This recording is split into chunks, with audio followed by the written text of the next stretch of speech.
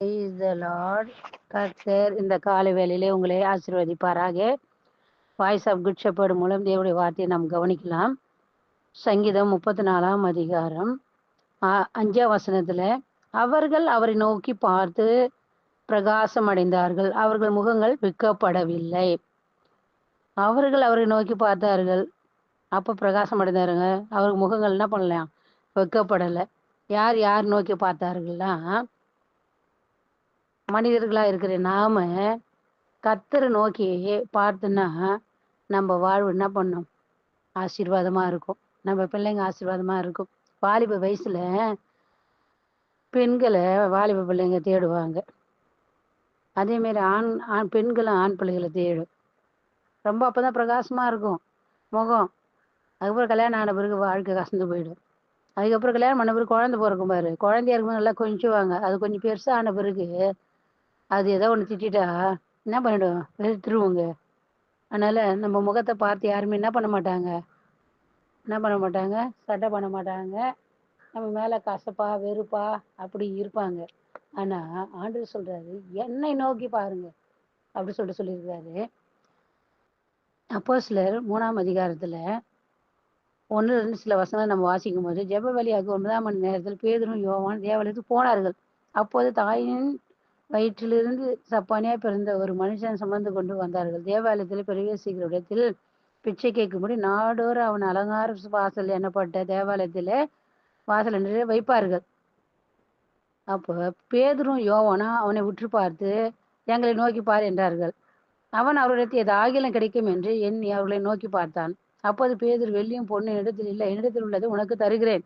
நாசனாகிய இயேசு கிறிஸ்துவின் நாமத்தில் நீ எழுந்து நட என்று சொல்லி வலது கையை அவனை பிடித்து தூக்கி விட்டார். உடனே அவனுடைய கால்களும் கரடுகளும் பலன் கொண்டு அவன் குதித்து எழுந்து தேவனை மகிமைப்படுத்தினார். வேதத்துல சொல்லப்பட்டிருக்குதுங்க.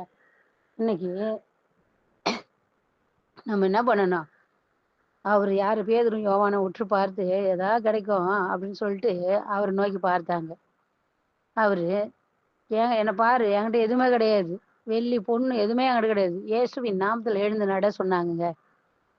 அவர் எழுந்து குதித்து எழுந்து தேவனை மகிமைப்படுத்தி தேவாலயத்துக்கு போனாருங்க.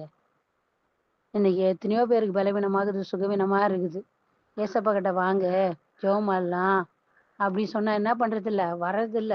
எல்லா பணத்தையும் செலவழிஞ்சிட்டு பிறகு கடைசியில வருவாங்க, உயிர் போற நேரத்துல வருவாங்க. அது கூட விசுவாசமா வந்தாங்கன்னா சுகமாயிடும் சுகமாயிடும். ஆனா வயசாயிடுச்சு, இனிமே எல்லாம் செலவு பண்ண இவர் கொடுப்பாரா அப்படின்னு நினைச்சுட்டு வந்தா கொடுக்க மாட்டாரு. கொடுப்பாரு. அந்த ஒரு விசுவாசத்தோடு நீங்க வரணும். அவரை நோக்கி பார்க்கணும். அவரை நோக்கி, இயேசுவை நோக்கி நீங்க வரும்போது அப்படியே நீ சாகர நிலையில இருந்தா கூட கர்த்தர் உனக்கு சுகத்தை தருவாருங்க. மனுஷன் நோக்கி பார்க்க கூடாது. ஏதாவது கிடைக்கல, மனுஷங்கிட்ட கிடைக்குமா? யார்கிட்டனா கிடைக்குமா? அப்பா கிட்ட, அம்மா கிட்ட, மற்றவங்க கிட்ட கிடைக்குமான்னு நம்ம போகக்கூடாது. கிடைக்காது. எவ்வளோ நாளைக்கு அவங்க மீன் பிடிச்சி கொடுப்பாங்க? கொஞ்ச நாளைக்கு தான்.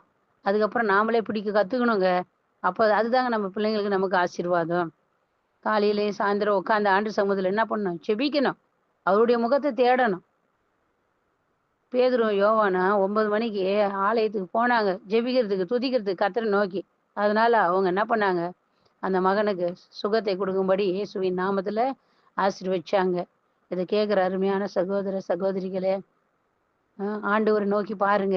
இவங்க கிட்ட இருந்து காசு வரும், அவங்க கிட்ட இருந்து காசு வரும், இவங்க கிட்ட இருந்து சுகம் வரும், அவங்க கிட்ட இருந்து சுகம் வரலாம் நினைக்காதீங்க. பாசு ஜெபம் பண்ணா சுகம் தானே கிடைக்கும். நீ உள்ளத்தின் ஆழத்துல இருந்து ஆண்டவரை நீ நோக்கி கூப்பிடும்போது உனக்கு கர்த்தர் என்ன பண்ணுவ? பிரகாசத்தையும் இன்னும் என்ன, உனக்கு நல்ல எதிர்காலத்தையும் சுகத்தையும் பணத்தையும் எல்லாத்தையும் அவர் கொடுப்பாரு. ஆனா விசுவாசமா நீ என்ன பண்ணணும்? அவரை நோக்கி பார்க்கணும். மனுஷனை நோக்கி பார்க்க கூடாது. அவரை நோக்கி பார்த்தாதான் உன் குடும்பம் வாழ்க்கை கட்டப்படும். மனுஷனை கொஞ்சம் கொஞ்சம் கொடுப்பாங்கங்க. கடவுள் உன்னை அள்ளி அள்ளி தருவாரு. கிள்ளி கிள்ளி தருவான் மனுஷன். கர்த்தர் அள்ளி அள்ளி தருவாருங்க. அவர் தாராள மனசு.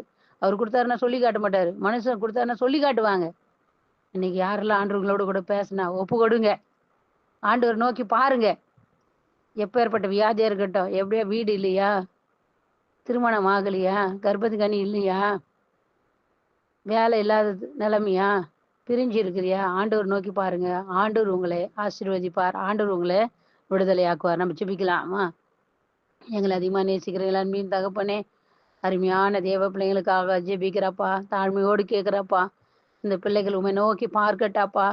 இப்ப இந்த கேட்கிற பிள்ளைகள் யாரெல்லாம் கண்ணீர்ல, கவலையில, கஷ்டத்துல இருக்கலாப்பா. அப்பா உம்மை நோக்கி பார்த்தவர்கள் முகம் பிரகாசம் அடைந்தது. அவர்கள் முகம் வெட்கப்படலப்பா. ஆண்டவரே, அப்பா உம்மை நோக்கி பார்க்கட்டும், கேட்கட்டும். அப்போ நீங்க விடுதலை செய்வீங்கப்பா. சுகத்த கொடுப்பீங்க ஆண்டவரே. பணத்த கொடுப்பீங்க ஆண்டவரே. வாழ்க்கைய கொடுப்பீங்க ஆண்டவரே. ஏசப்பா, ரட்சிப்பையும் தாங்கப்பா. அறியாம தெரியாத உலகத்த தேடி ஓடிக்கிட்டு இருக்கிறாங்கப்பா. ஆண்டவரே, ஆண்டவராகிய இயேசு கிறிஸ்துவை நோக்கி பார்க்கும்போது ரட்சிப்ப தருவீங்க ஆண்டவரே. ஆத்துமா நரகத்துக்கு போகாதபடிக்கு ஆண்டவரே தப்புவிக்கப்பட முடியும் ஆண்டவரே. தயவாய் கேட்கிறேன். ரட்சிக்கப்படாதவர்கள் ரட்சிக்கப்படட்டும் சாமி. இதை கேட்கிற பிள்ளைகள் மனம் திரும்பி ஒப்பு கொடுக்க உதவி செய்வீராக என்று மனதார பிள்ளைகளை வாழ்த்தி ஆசீர்வதிக்கிறேன் நல்ல பிதாவே. ஆமேன். God bless you. கர்த்தர் உங்களை ஆசீர்வதிப்பாராக. ஆமேன்.